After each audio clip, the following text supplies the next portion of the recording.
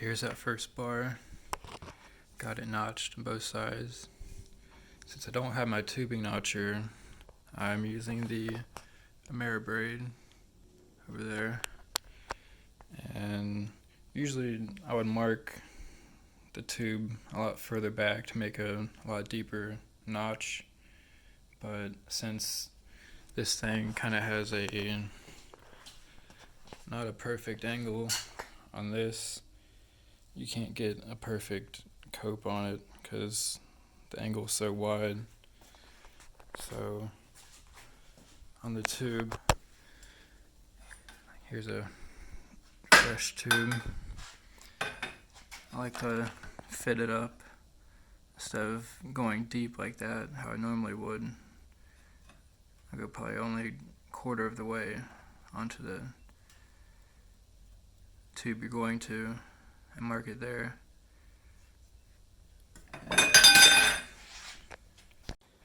then over here on this side, I'll just get perpendicular to it, kind of just look at it and eyeball it, and mark it about a quarter of the way. So about right here is where I would cut the rest of this length off on this side, and then take it over to the belt sander and start making the notch on it. And it does take practice to do it this way to get the notches straight, but you just use this roller and hold it at a 45 degree with the machine like that as much as you can, and just try to hold it and eyeball it straight with the other side and slowly grind a notch into it, and just go shallow at first because you can always cut more. I just keep trying to refit it until the tube slides in there nice and easy.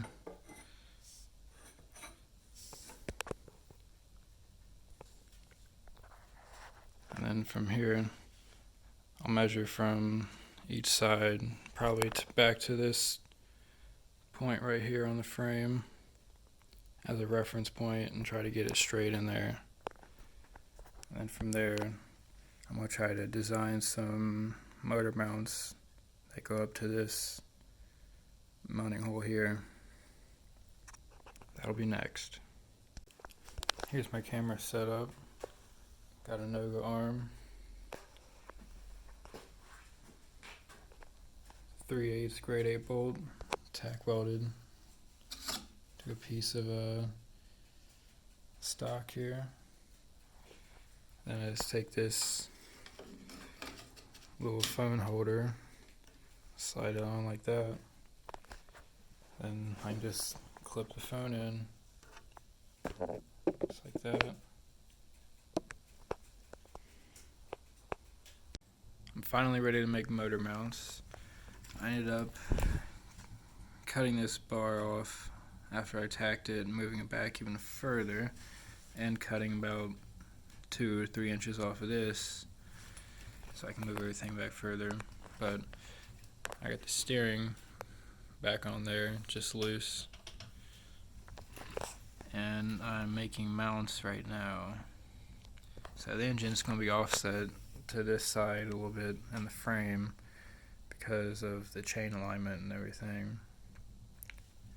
And I get this shank set up, this ladder ratchet strap to the toolbox with counterweights on the other side. So it's trying to flip the toolbox over. Paracord, another ratchet strap, but after all that, so it's sitting straight enough for me to go ahead and make some lower motor mounts. So I made this up real quick. Just gonna fit this up under there. I made it a little bit longer because the engine needs to come out a little bit more to fit this steering shaft through. So that should be the perfect amount. And instead of using a grinder and cut off wheels and all that stuff, we're going to use the Arcdroid. I bought this about a month ago now, and finally going to figure out how to use it. Now you can use the trace feature with this thing, but I'm just going to go ahead and try to figure it out on Fusion 360 and be able to make stuff a lot more accurate. So if that don't work out, I'll just trace it out, but if Fusion works, then everything will be a lot easier. Alright, so I got to this point. I got something drawn up, toolpaths made. It's cutting on the inside of the lines like I want. Now, see if I can post this to G-code and get it hooked up in the machine.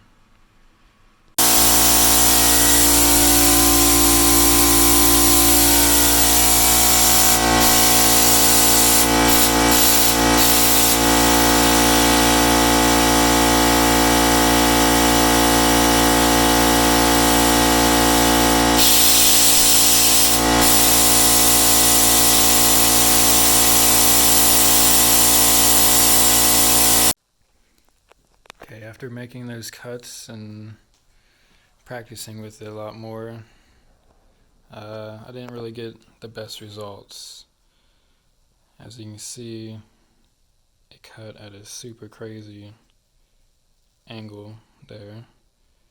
That's a lot more than what they're supposed to do. It's only supposed to be a few degrees, not 25, 30. And you can see the slag is crazy.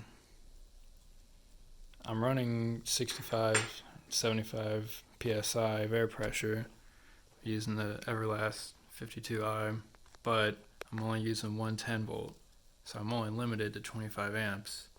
So I think that's the problem I'm having with this. It's trying to start, like it won't pierce through all the way before it starts cutting, even with like a 3.5 second pierce delay, and this is only 3/16 and this is only 1/8 inch. So I think I'm going to need 220 for this, for it to even work on 3/16. And another thing I was trying to do was I was using this 1/8 inch right here to make some longer type brackets, and I kept having problems with the torch height.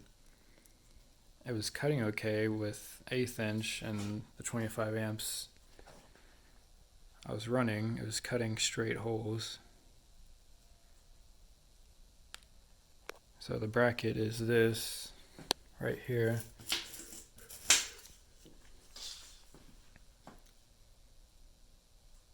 So I'd come and cut the holes first, and I would cut them okay, but then I would come and try to cut this outside part, and I would just keep messing up.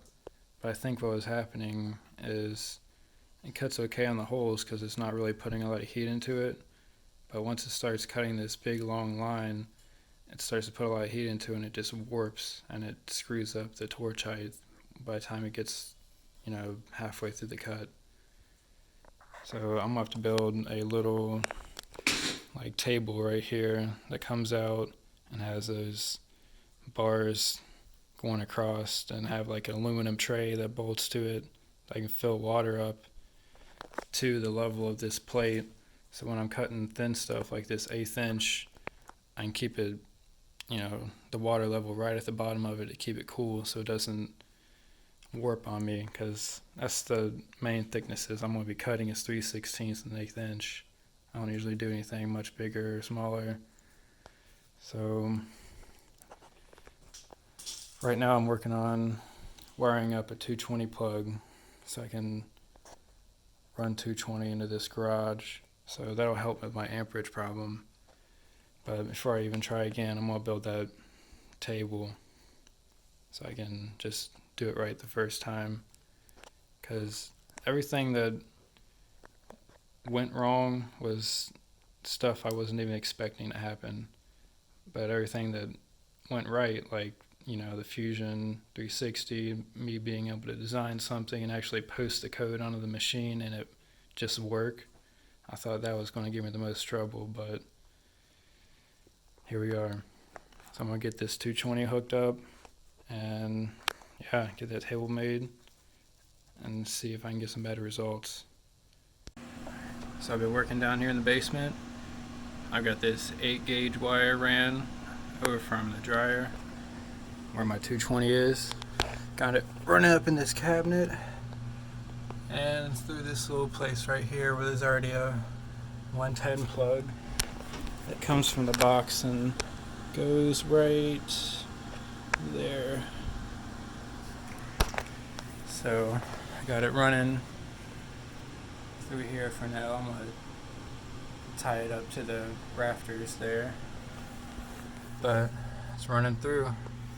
I got it pulled through in the garage, so all I gotta do is put a little female connector on the other end of that and I'll have 220. Alright, 220 poked through the hole out in the garage. Got it coming over here, and I'm gonna sit here and cut that off. I just use electrical tape to kind of hold the end together and try to fish it through the wall a little bit easier. But I bought this little 220 box and I'll run it through the bottom, connect it up, and it should be all finished. Alright, I got this female end of the box hooked up. Got it hooked up to the prime weld TIG, and we'll fire it up here.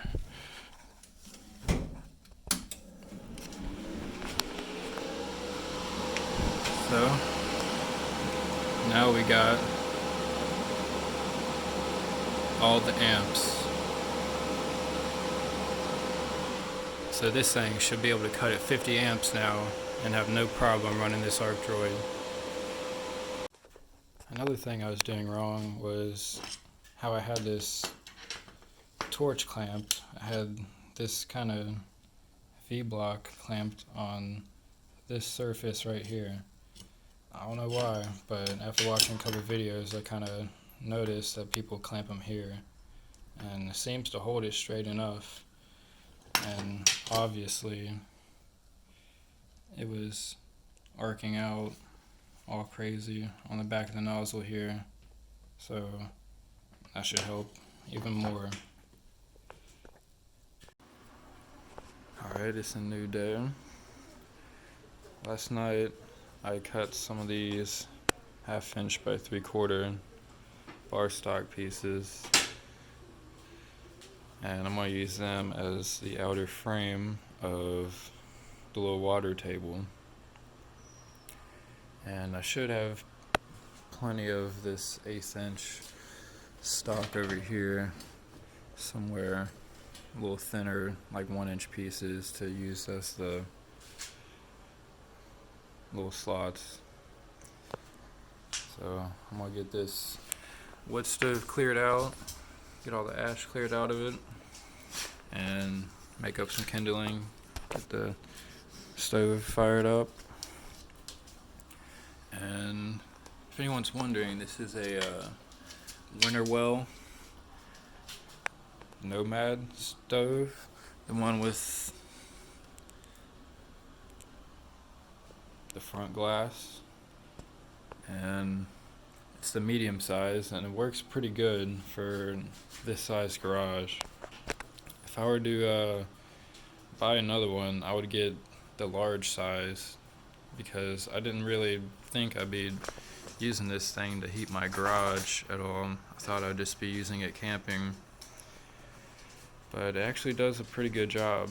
And if you can't tell, if you're seeing one of these that are new, I've been using this thing a lot for the last 3 years, and it's definitely got some abuse, and it has held up.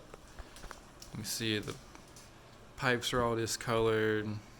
It all was like a nice fresh stainless color, but yeah, have had no problems, no complaints, nothing's gotten loose on it, all the pipes still fit perfectly. It's just awesome. It's well worth it.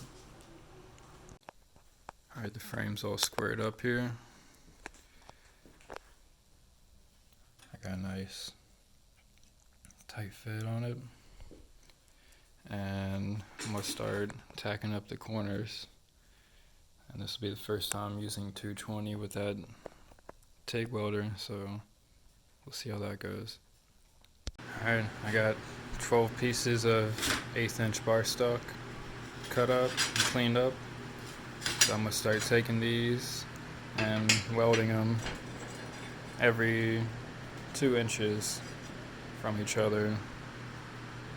And I think that'll work pretty good. So I'm going to get working on that. And after that, I need to figure out some way to mount it, because I like to be removable. I just don't want it to be welded straight to the table. So I'm going to try to make some kind of brackets that come up and over and are able to be bolted on, but still clear that aluminum tray that's going to go on the bottom. So that might be a little tricky. But for now, I'm going to get these tacked on. Yeah. These really only need probably 3 tacks and per side on each one. It's not like it's going to be super structural, so that shouldn't take very long. Alright, got all those welded on.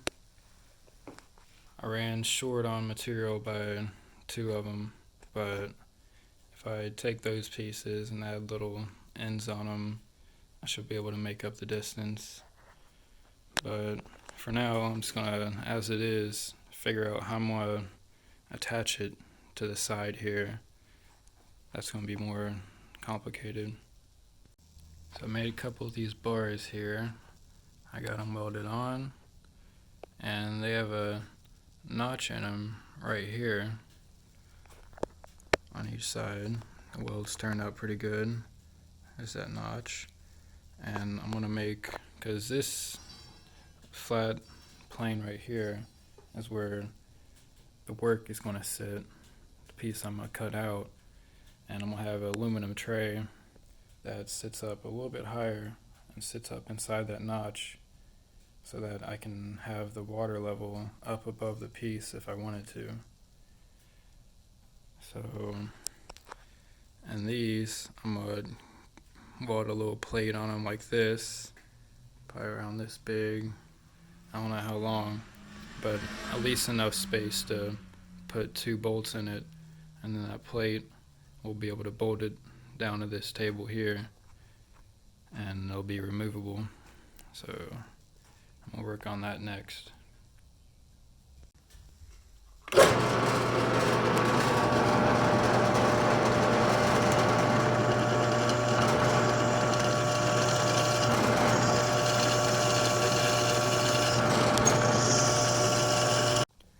Alright, I got this little flat piece that I just drilled on there,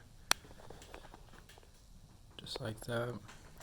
And I got it clamped to this flat, thick piece of stainless steel so that it minimizes warpage as much as possible, because that's going to be important with this table. It needs to be as flat as possible within reason. So I'm taking my time and only welding a little bit at a time and letting it fully cool down before I unclamp things and start on the other side. So that's taking a little bit more time, but I think it'll be worth it. And doing this is really important. When you weld, you'll learn that warpage is your worst enemy, but that's just something you gotta deal with and think about as you weld and your setups, and you know, it's just important. So I'm gonna let this cool down a little bit more, then move these clamps on the other side, then I'm gonna lay some beads on this side, and then do the same to the other one. Then at that point, I can probably just go ahead and clamp this thing to the table and mark out some holes, drill some holes in the table, get it bolted down, and then I'll start working on the aluminum tray once it's bolted down and rigid, and so that I can be able to get to the underneath of it. Alright, got that thing off the table, got both the pads bolted on, and now I'm trying to get the holes in the table so I can mount it. You can see I tried to drill and it just was taking way too long. I don't have a good carbide drill bit or anything, so I decided to just set up the Arcdroid and burn these holes out. And since I have 220, I was able to run 50 amps on this thing and punched them out pretty good.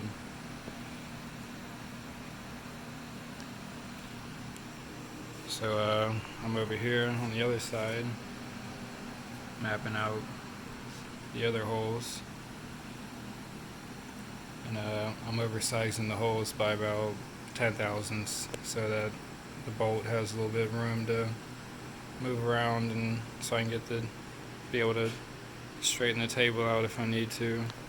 But yeah, I'll get them and get this thing bolted up. Alright, so I got the last holes punched out, and that's the best result I've gotten so far. The holes are very straight, right on size. So the kerf width on this 52I and this cutter is 55 thousandths, and that's important for the cutter comp when you're wanting to cut on the inside or outside of a line. But 55 thousandths seems to work pretty good. It oversizes it by around 5, but that's to be expected with something like this. You're not going to be able to get down to the plus or minus 5 thousandths very accurately. And that was with 50 amps and 70 psi of air pressure too, and that seems to be perfect. 1/4 inch steel. So here's the main thing I was worried about when building this thing, was how level was actually going to be able to get it. So we're zeroed out there, and we can come out here to a far part out on the table, and that's within 0.1, 0.2. This says 0, but if I hold it straight up and down,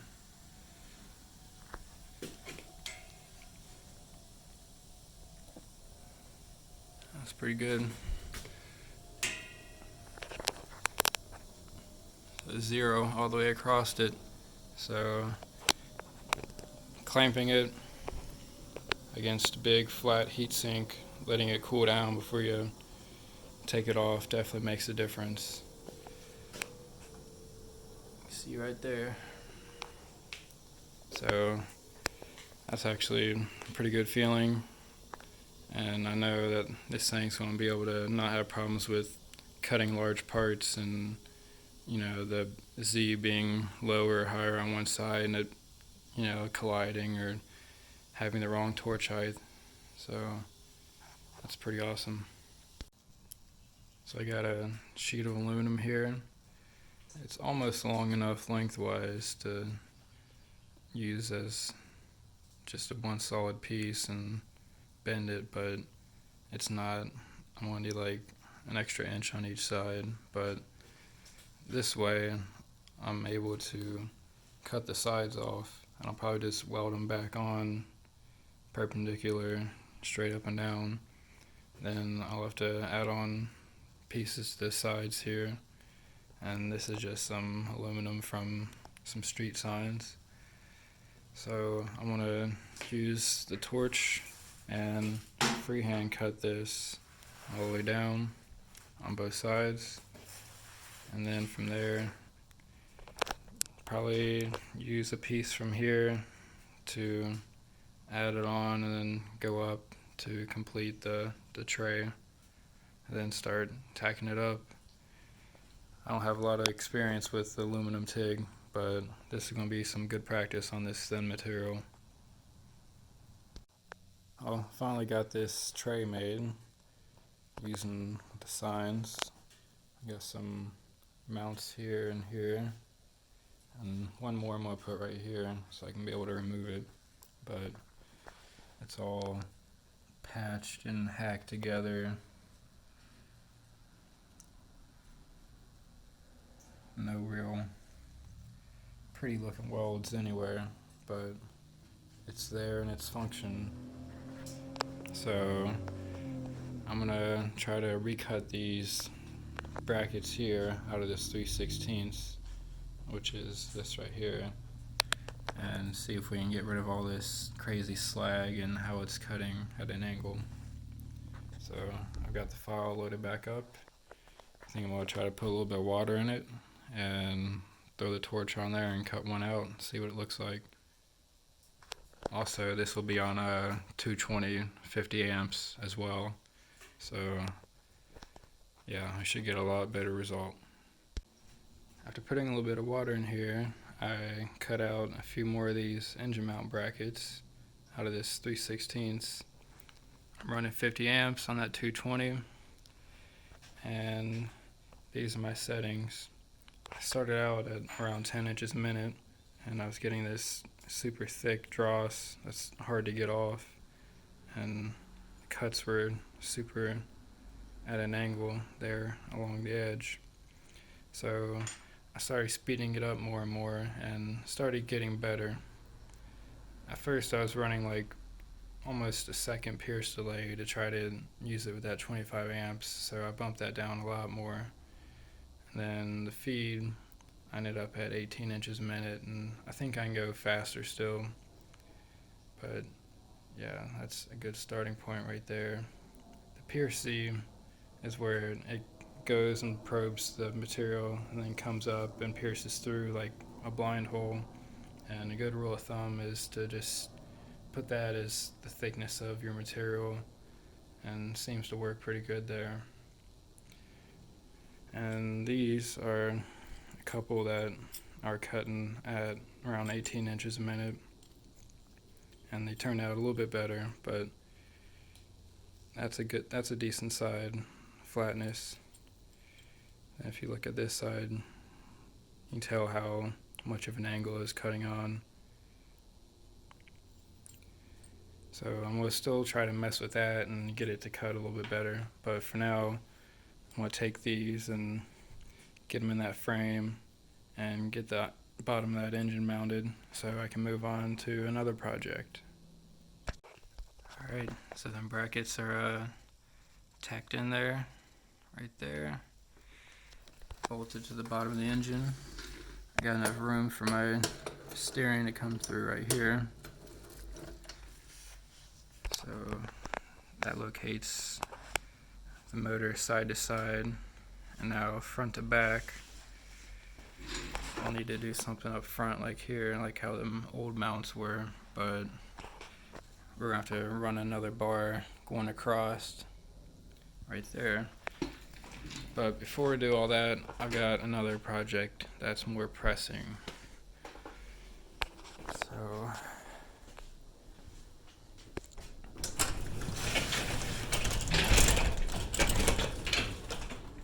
I got this Subaru Legacy here. It's a 05 GT with the 2.5, and it decided to blow a piston on me.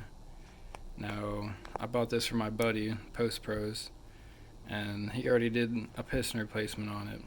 But this time, I'm not going to mess with this 2.5, and I went ahead and got a JDM 2-liter, and it's a complete motor, intercooler, turbo, everything. So I'm going to start working on that, because as of right now, I don't have a car with heat or anything. So yeah, that's a bigger priority than getting this thing running. So I'm going to end this part of the build here and start on this, and I will be making videos on